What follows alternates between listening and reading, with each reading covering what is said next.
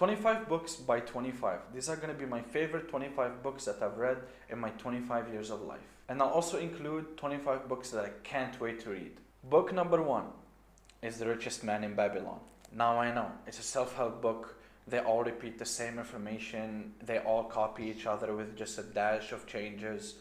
But this one is so important to me because it's the first ever book I read, and it's the book that got me into reading to begin with. I was watching a random YouTuber and he was talking about there's 50 books that changed his life and helped him in business and all other categories. So I thought I'd try one of the books that he suggested, and I picked this one because it had a pretty interesting title. The Richest Man in Babylon is about how a random guy became the richest man in Babylon and how he teaches other people to be rich. And there's also other stories. For example, how a sheep herder can become rich overnight. Now, did the book change my life?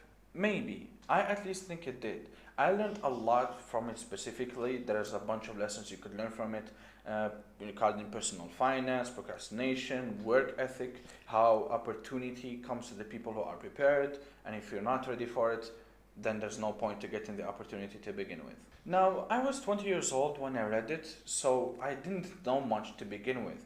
But the most important thing this book did for me is that it opened my eyes to new information and new things to learn, like business, personal finance, investing, self-education, and all kinds of other things. What matters is that it got me out of my bubble and it got me into reading, and I always think of it as a very important book just for that.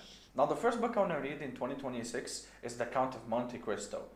And this one is pretty big, but thankfully I'm already a third of the way through. And I know I'm going to learn a lot from it, and it's been so fun already, so I can't wait to finish it. And if you want, follow me so we can talk about book 2.